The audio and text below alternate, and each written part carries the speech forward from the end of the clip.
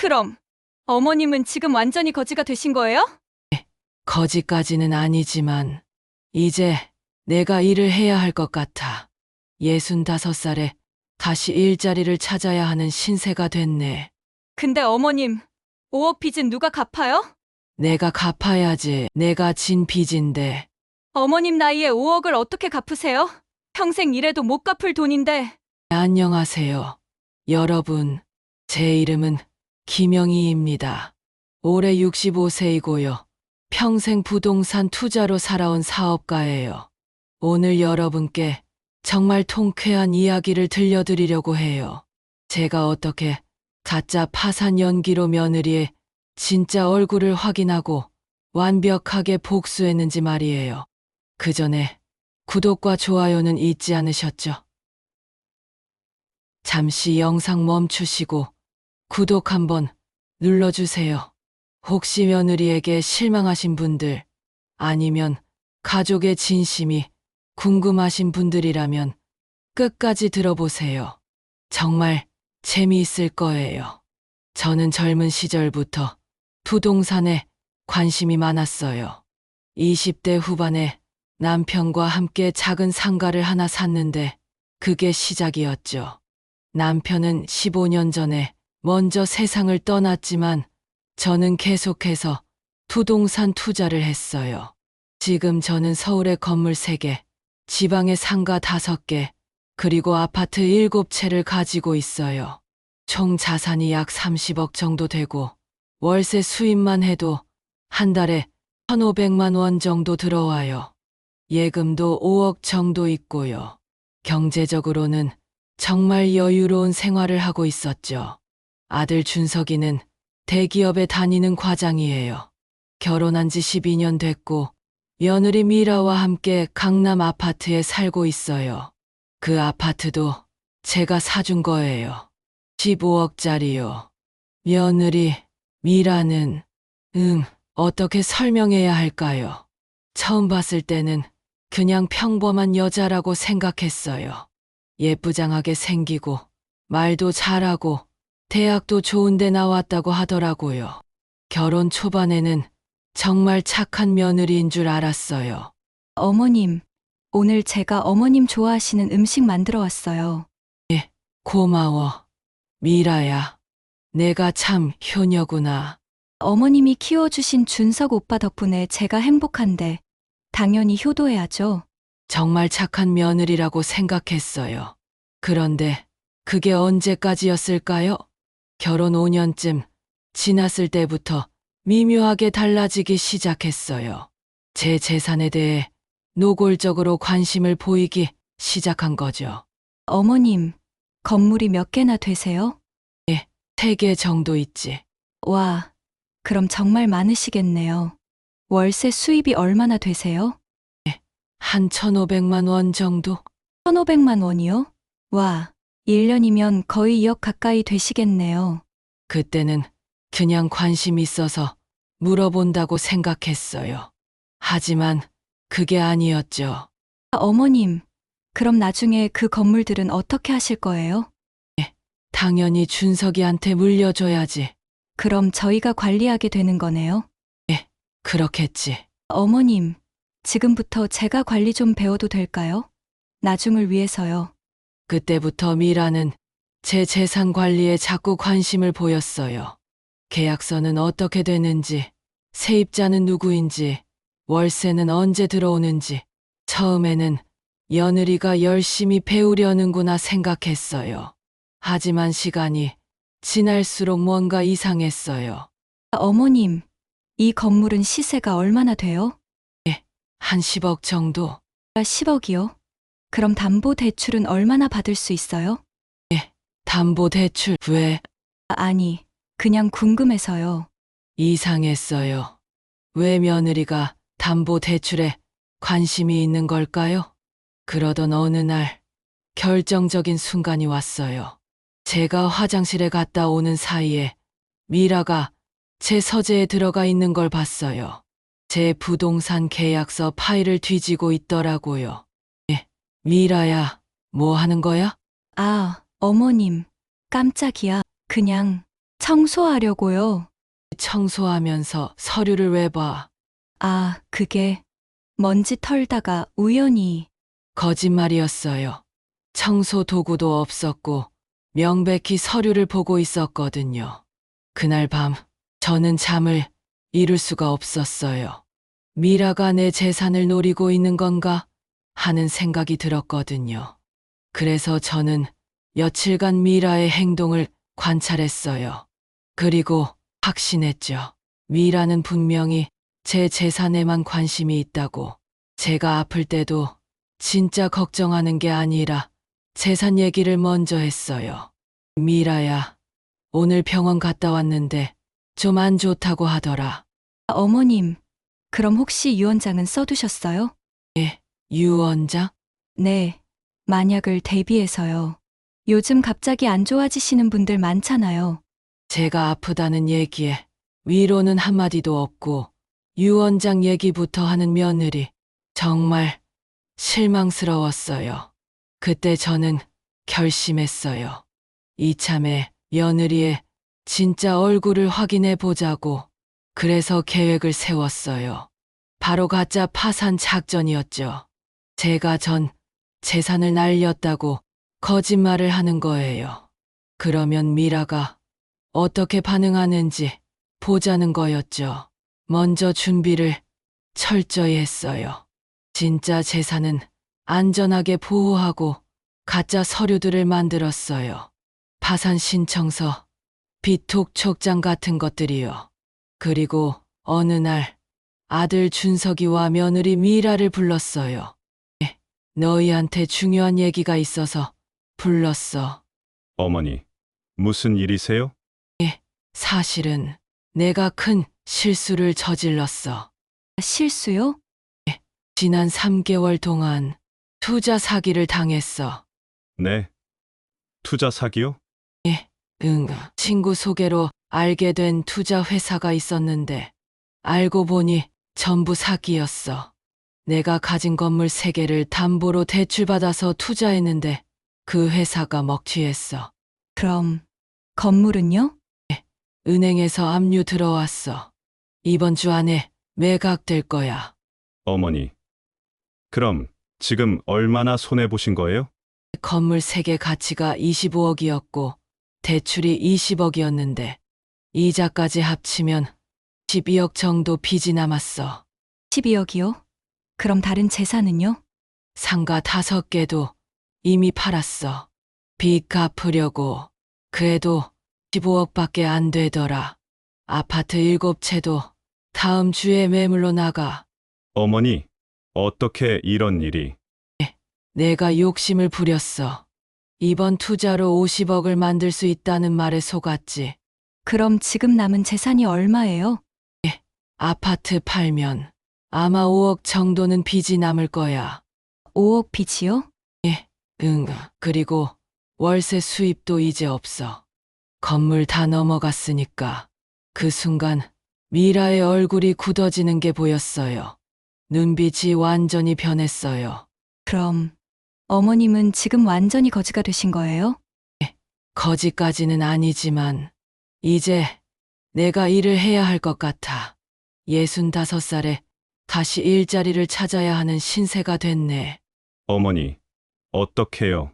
제가 도와드릴게요. 고맙구나, 준서가. 하지만 내가 얼마나 도와줄 수 있겠니? 너도 집안 살림이 있는데. 근데 어머님, 5억 빚은 누가 갚아요? 내가 갚아야지. 내가 진 빚인데. 어머님 나이에 5억을 어떻게 갚으세요?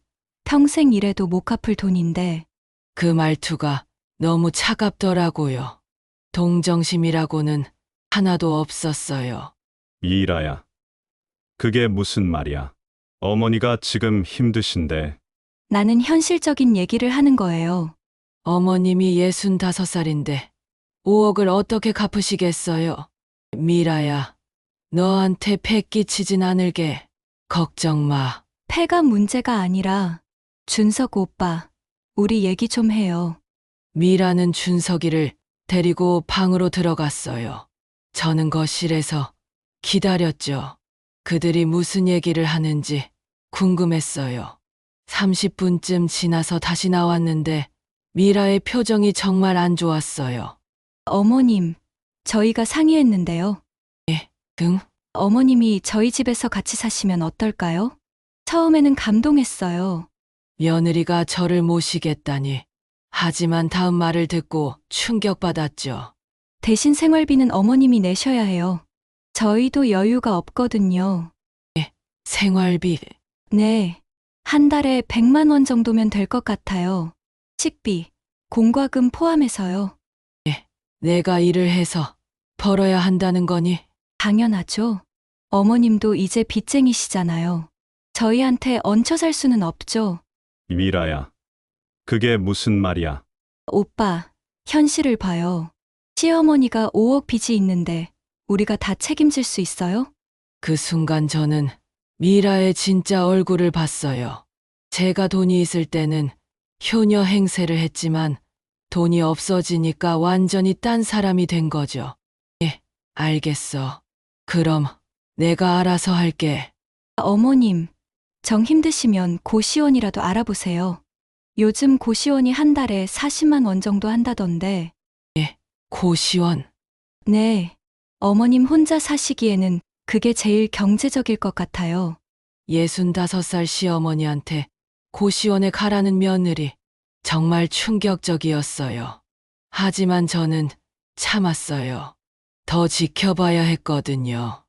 며칠 후, 저는 진짜로 고시원을 알아보는 척 했어요. 그리고 준석이와 미라에게 말했죠. 다음 주에 고시원으로 이사 갈 거야. 어머니, 정말 죄송해요. 제가 무능해서. 아니야, 준석아. 내 잘못이 아니야. 어머님, 이사할 때 도움 필요하시면 말씀하세요. 준석 오빠가 트럭 빌려드릴 수 있어요. 정말 냉정하더라고요. 시어머니가 고시원 가는데 동정심 하나 없었어요. 그날 밤 준석이가 혼자 찾아왔어요. 어머니, 정말 죄송해요. 제가 미라를 잘못 만났어요. 준석아, 내 잘못이 아니야. 미라가 저렇게 냉정한 사람인 줄 몰랐어요. 어머니한테 고시원 가라니. 사람은 돈 앞에서 본색이 드러나는 법이야. 제가 미라한테 엄청 싸웠어요. 어떻게 어머니한테 그런 말을 할 수 있냐고. 그래서 미라가 그러더라고요. 현실을 봐야 한다고. 우리도 살아야 한다고. 정말 실망스러웠어요. 하지만 저는 계획을 계속 진행했어요.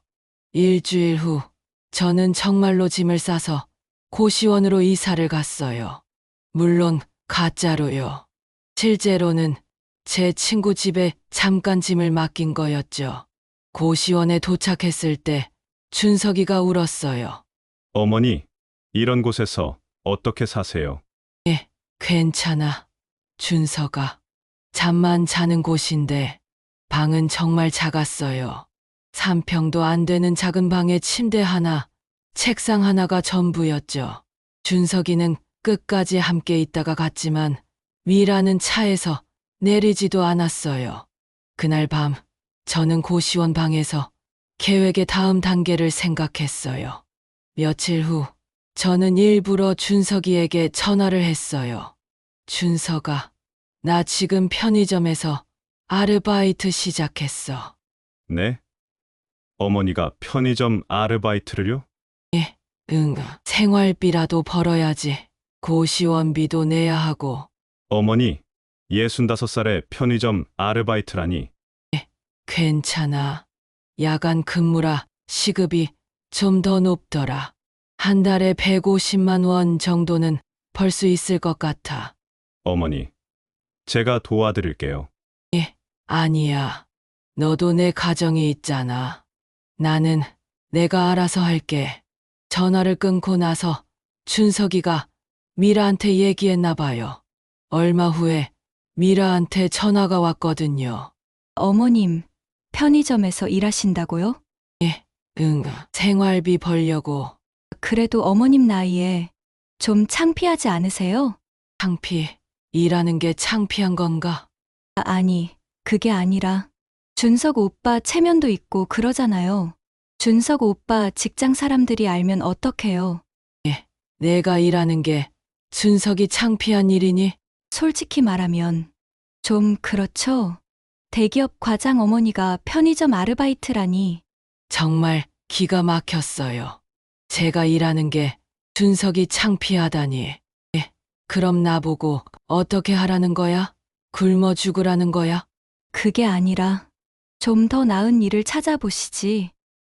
5살에 무슨 일을 하라는 거야? 그건 어머님이 알아서 하셔야죠. 전화를 끊고 나서 정말 화가 났어요. 하지만 이게 바로 미라의 본 모습이라는 걸 확인했죠. 한 달이 지났어요. 그동안 저는 정말 편의점에서 일하는 척 했어요. 준석이한테 야간 근무한다고 말해서 만나는 것도 피했고요. 그리고 어느 날 제 생일이었어요. 65번째 생일이었죠. 예전 같았으면 준석이와 미라가 호텔 레스토랑을 예약해서 성대하게 축하해줬을 거예요. 하지만 올해는 아무도 연락이 없었어요. 저는 일부러 준석이한테 전화를 했어요. 오늘이 무슨 날인지 아니? 네. 무슨 날이요? 엄마 생일이야. 석, 어머니.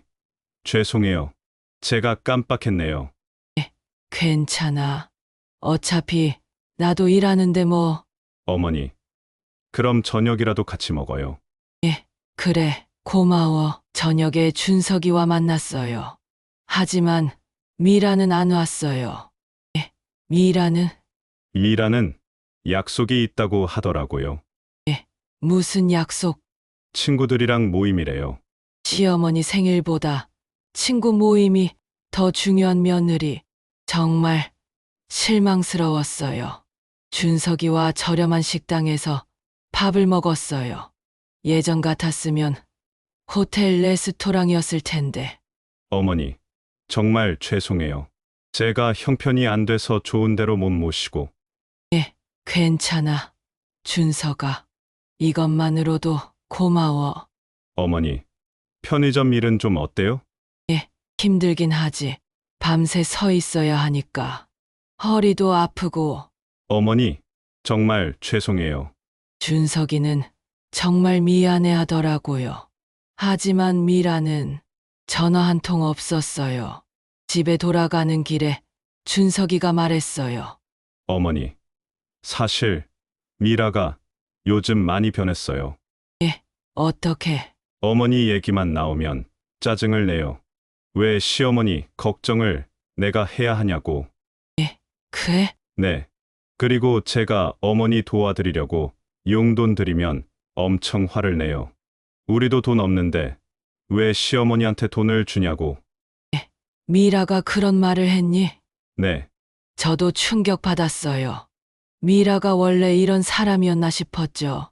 정말 미라의 본색이 드러나고 있었어요. 2달이 더 지났어요.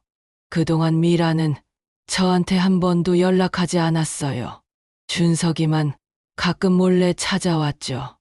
그리고 어느 날 준석이가 충격적인 말을 했어요. 어머니. 미라가 이혼하자고 해요.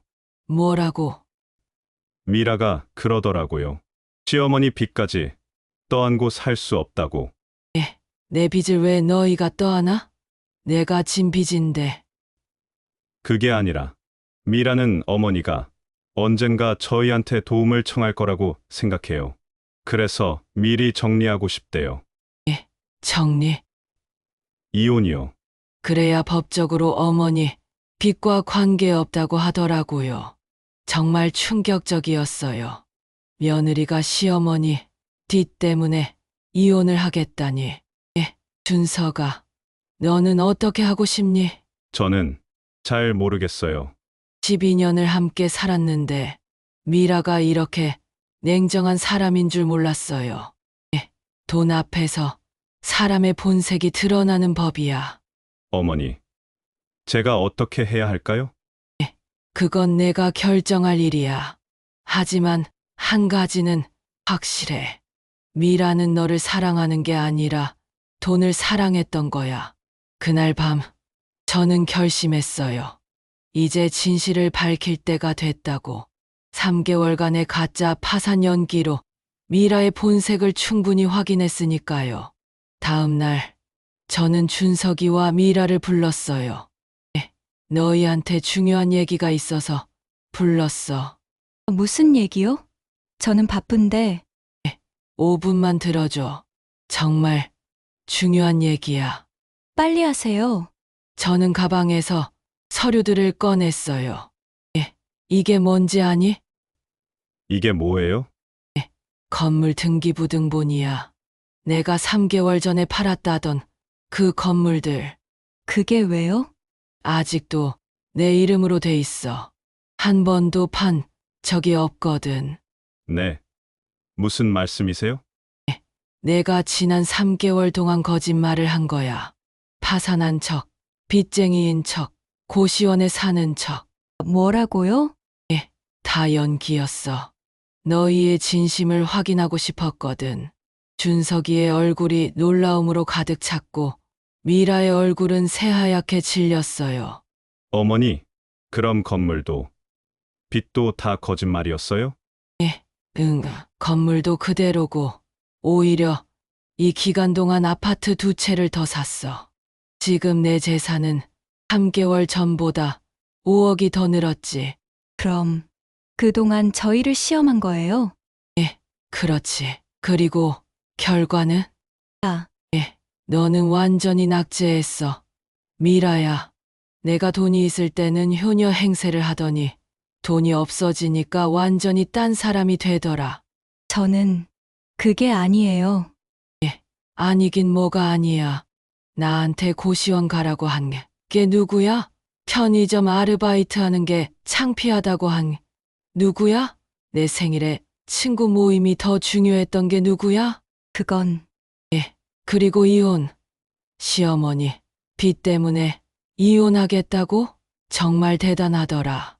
어머니, 그럼 미라가 했던 모든 말을 다 알고 있어. 내가 나한테 말해준 거 다 미라가 준석이를 노려봤어요. 오빠가 저를 고자질했어요? 고자질이 아니야. 나는 어머니한테 솔직하게 얘기한 거야. 미라야, 너는 나를 사랑한 게 아니라 내 돈을 사랑한 거야. 내가 가난해지니까 바로 본색을 드러냈지. 아니에요. 저는 변명하지 마. 3개월 동안 내 행동을 다 봤어. 한 번도 나한테 따뜻한 말 한마디 없었잖아. 그건 어머님이 갑자기 파산하셔서. 그게 바로 문제야. 진짜 가족이라면 내가 가난해져도 옆에 있어줘야 하는 거 아니야? 그런데 너는 나를 버렸잖아. 미라는 아무 말도 할 수 없었어요. 준석아, 이제 내가 결정할 차례야. 이런 여자와 계속 살 거니? 준석, 저는 생각할 시간이 필요해요. 오빠, 저를 정말 버리려는 거예요? 미라야, 너는 어머니가 힘드실 때 어떻게 했어? 고시원 가라고 했잖아. 편의점 아르바이트가 창피하다고 했잖아. 그건 나는 너를 믿었어. 12년 동안 믿고 살았는데 너의 진짜 모습이 이거였니? 오빠, 저는 그냥 현실적으로 생각한 거예요. 현실적. 시어머니를 버리는 게 현실적인 거야? 미라는 울기 시작했어요. 하지만 저는 전혀 동정심이 들지 않았어요. 미라야, 이제 내가 나갈 차례야. 네, 이 집도 내가 산 거야. 15억 주고. 그러니까 나가. 어머님, 이럴 수 있어요? 왜 안? 내 집인데. 그리고 너는 어차피 이혼하고 싶어 했잖아. 내가 도와주는 거야. 어머니, 너는 여기 계속 살아도 돼. 하지만 미라는 오늘 당장 나가야 해. 어머님, 제발요. 제가 잘못했어요. 지금 와서 잘못했다고 3개월 동안 나한테 어떻게 했는데? 정말 죄송해요. 다시는 안 그럴게요. 안 믿어. 너는 내가 돈이 있을 때만 착한 척 했잖아. 또 언제 본색 드러낼지 몰라. 미라는 계속 울면서 빌었지만 저는 마음을 바꾸지 않았어요. 결국 미라는 짐을 싸서 나갔어요. 12년 만에요. 준석이는 정말 힘들어했어요. 어머니, 제가 잘못 봤어요. 미라가 그런 사람인 줄 몰랐어요. 준석아, 내 잘못이 아니야. 사람은 돈 앞에서 본색이 드러나는 법이야. 그래도 12년을 함께 살았는데 12년이 길다고? 지금 정리하는 게 나아. 20년, 10년 후에 정리하는 것보다. 네, 어머니 말씀이 맞아요. 그 후 한 달 동안 준석이와 미라는 이혼 절차를 밟았어요. 미라는 끝까지 재산 분할을 요구했지만 집이 제 명의였기 때문에 받을 게 없었죠. 그리고 지금 6개월이 지났어요. 준석이는 저와 함께 살고 있어요. 처음에는 힘들어했지만 지금은 많이 밝아졌어요. 어머니, 요즘 정말 편해요. 그래? 네, 미라랑 살 때는 맨날 돈 얘기만 했거든요. 어머니, 재산 얘기, 우리 돈 얘기. 정말 지겨웠어요. 그랬구나. 지금은 그런 스트레스가 없으니까 정말 좋아요. 다행이다. 엄마가 미리 확인해서. 어머니, 정말 감사해요. 만약 어머니가 그때 연기를 안 하셨으면 저는 평생 속고 살았을 거예요. 저도 정말 다행이라고 생각해요. 만약 제가 진짜로 파산했다면 생각만 해도 끔찍해요. 미라의 차가운 태도, 고시원 가라는 말, 편의점 아르바이트가 창피하다는 말, 모두 진짜였을 테니까요. 요즘 저는 정말 행복해요. 재산도 잘 지켰고, 아들의 행복도 지켰고, 무엇보다 가짜 파산 연기로 며느리의 본색을 확인할 수 있어서 다행이에요. 혼잣말 65년을 살면서 배운 게 있다면 사람은 돈 앞에서 본색을 드러낸다는 거야. 지금도 가끔 미라 생각이 나요. 12년을 함께 산 며느리였는데 하지만 후회는 없어요. 오히려 미리 알게 돼서 다행이라고 생각해요. 만약 제가 진짜로 늙고 병들었을 때 알았다면 어땠을까요?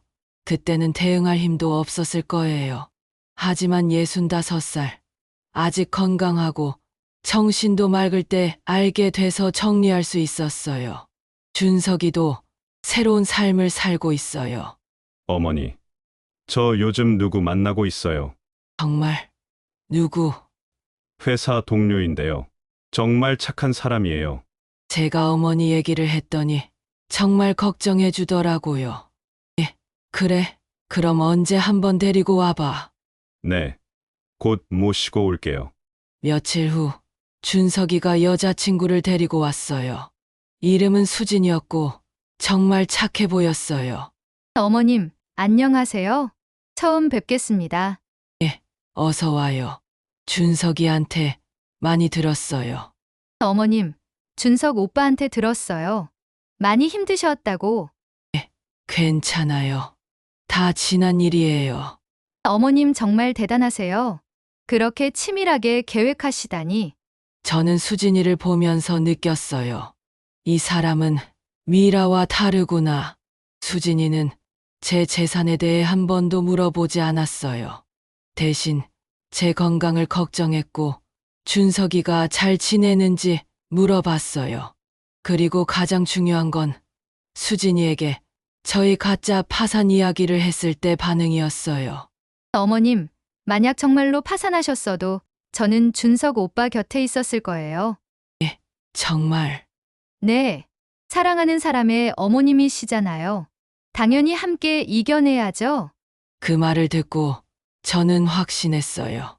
수진이는 미라와 다른 사람이라고. 지금 준석이는 수진이와 행복하게 지내고 있어요. 곧 재혼할 계획이라고 해요. 어머니, 수진이랑 결혼해도 될까요? 당연하지. 수진이는 정말 좋은 사람이야. 감사해요, 어머니. 이번에는 제대로 볼 줄 알게 됐어요. 그래, 엄마가 가르쳐 줬잖아. 사람은 돈 앞에서 본색이 드러난다는 걸. 저의 가짜 파산 연기는 정말 성공적이었어요. 며느리의 본색을 확인했고, 아들을 나쁜 결혼에서 구해냈고, 이제 진짜 좋은 며느리를 만나게 됐으니까요. 요즘 저는 다른 어르신들에게도 이 이야기를 들려드려요. 영희야, 내가 정말 대단하다. 어떻게 그런 생각을 했어? 65년을 살면서 배운 거야. 사람의 본성은 어려울 때 드러난다는 걸. 나도 우리 며느리가 의심스러운데.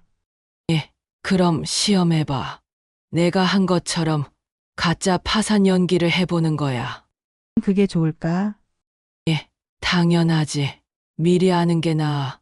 나중에 진짜 힘들 때 알면 대응할 힘도 없어.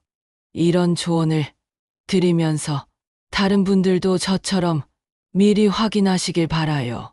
가족이라고 해서 무조건 믿으면 안 돼요. 특히 돈 문제에 있어서는 더욱 조심해야 해요. 저도 미라를 12년 동안 믿었어요. 착한 며느리인 줄 알았죠. 하지만 가짜 파산 연기로 그녀의 본색을 확인했어요. 그리고 제때 정리할 수 있었고요. 만약 제가 진짜로 파산했다면 어땠을까요? 미라는 저를 고시원에 보내고 연락도 끊었겠죠. 아들과도 이혼했을 테고요. 그리고 저는 65살에 정말로 편의점에서 야간 아르바이트를 하면서 비참하게 살았을 거예요. 하지만 저는 미리 준비했고 연기했고 확인했어요. 그래서 이길 수 있었죠. 여러분도 혹시 며느리나 가족이 의심스러우시다면 한 번쯤 시험해 보세요. 가짜 파산이 아니어도 돼요. 가짜로 아픈 척을 해도 되고 가난한 척을 해도 돼요.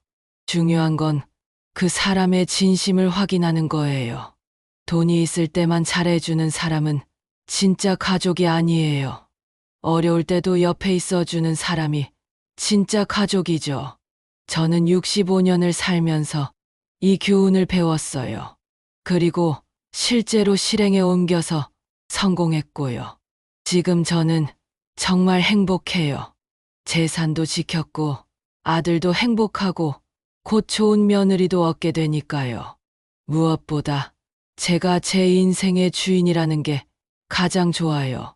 미라가 저를 조종하려 했지만 오히려 제가 미라를 시험했죠. 가짜 파산 연기로 그녀의 본색을 다 드러내게 만들었고 결국 이겼어요.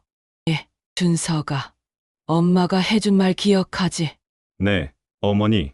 사람은 돈 앞에서 본색이 드러난다는 말씀이요. 맞아. 그리고 진짜 가족은 어려울 때 옆에 있어주는 사람이라는 것도. 네, 평생 잊지 않을게요. 이제 준석이도 사람 보는 눈이 생겼어요. 수진이를 선택한 것만 봐도 알 수 있죠.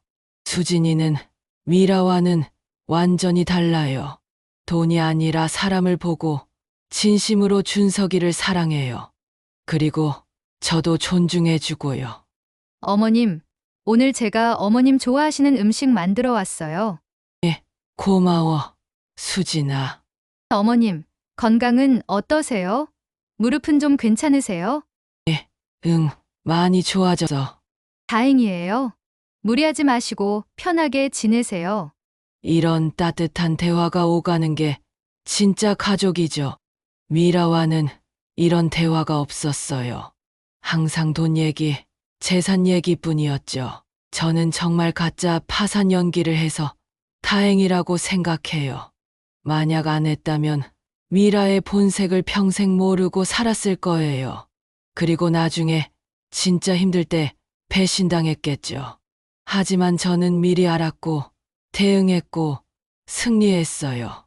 이제 저의 남은 인생은 정말 행복할 거예요. 좋은 아들, 좋은 며느리와 함께 평화롭게 살 수 있으니까요. 그리고 제 재산도 진짜 효자에게 물려줄 수 있게 됐고요. 미라한테 물려줬다면 생각만 해도 끔찍해요. 여러분께 드리는 조언이에요. 첫째, 가족이라고 해서 무조건 믿지 마세요. 특히 돈 문제에 있어서는 더욱 조심하세요. 둘째, 의심스러우면 시험해 보세요. 가짜 판, 가짜 병, 가짜 가난, 뭐든지요. 그 사람의 진심을 확인하는 게 중요해요. 셋째, 미리 아는 게 나아요. 나중에 진짜 힘들 때 알면 대응할 힘도 없어요. 넷째, 돈이 있을 때만 잘해주는 사람은 진짜 가족이 아니에요. 어려울 때도 옆에 있어주는 사람이 진짜 가족이죠. 다섯째, 자신의 재산은 자신이 지키세요. 누구한테도 함부로 맡기지 마세요. 저는 이 5가지 교훈을 65년 인생에서 배웠어요. 그리고 실제로 적용해서 성공했고요. 여러분도 저의 경험에서 배우시길 바라요. 그리고 혹시 지금 며느리나 가족이 의심스러우시다면 한 번쯤 시험해 보세요. 진실은 언제나 드러나게 돼 있어요. 문제는 언제 드러나느냐인데 미리 아는 게 나아요. 저처럼 말이에요. 제 이야기를 끝까지 들어주셔서 정말 감사해요. 여러분 모두 행복하고 현명한 노후 보내시길 바라며 이만 마치겠습니다. 가짜 파산으로 며느리를 이긴 65세 김영희였습니다. 감사합니다. 시청자 여러분께 드리는 마지막 조언. 여러분, 제 이야기가 어떠셨나요? 어떤 분들은 제가 너무 냉정하다고 생각하실 수도 있어요. 며느리를 시험하다니, 가짜 파산 연기를 하다니. 하지만 생각해 보세요. 만약 제가 진짜로 파산했다면 어땠을까요? 미라는 저를 완전히 버렸을 거예요. 고시원에 보내고 연락도 끊고 심지어 아들과 이혼까지 했을 거예요. 그리고 저는 65살에 정말로 편의점에서 야간 아르바이트를 하면서 비참하게 살았겠죠. 제가 연기를 한 건 바로 이런 미래를 피하기 위해서였어요. 미리 확인하고 미리 대응한 거죠. 여러분께 정말 강조하고 싶은 말이 있어요. 사람은 돈 앞에서 본색이 드러납니다. 이건 제가 65년을 살면서 배운 가장 중요한 교훈이에요. 아무리 평소에 착한 척해도 돈 문제가 생기면 본색이 나와요. 미라도 그랬어요. 12년 동안 착한 며느리 행세를 했지만 제가 가난해지니까 완전히 달라졌죠. 그리고 또 하나, 진짜 가족은 어려울 때 옆에 있어주는 사람입니다. 혈연 관계라고 해서 다 가족이 아니에요. 오히려 혈연 아닌 사람이 더 진짜 가족일 수 있어요. 준석이의 새 여자친구 수진이처럼 말이에요. 혈연은 아니지만 진심으로 우리 가족을 아껴주는 사람이죠. 마지막으로 이런 상황에 처하신 분들께 실질적인 조언을 드리고 싶어요. 1점 의심되면 확인하세요. 감이나 느낌만으로는 부족해요. 확실한 증거가 필요해요. 저처럼 시험을 해보세요. 2점 혼자 해결하려 하지 마세요. 제 경우는 혼자 해냈지만 전문가의 도움을 받는 것도 좋아요. 변호사나 재정 상담사 등이요. 3점 재산 보호 조치를 미리 하세요. 유언장을 작성하고 재산을 안전하게 관리하세요. 누군가에게 함부로 권한을 넘기지 마세요. 4점 감정적으로 대응하지 마세요. 화가 나고 속상하겠지만 냉정하게 대응해야 이길 수 있어요. 저도 참 많이 참았어요. 5점 기록을 남기세요.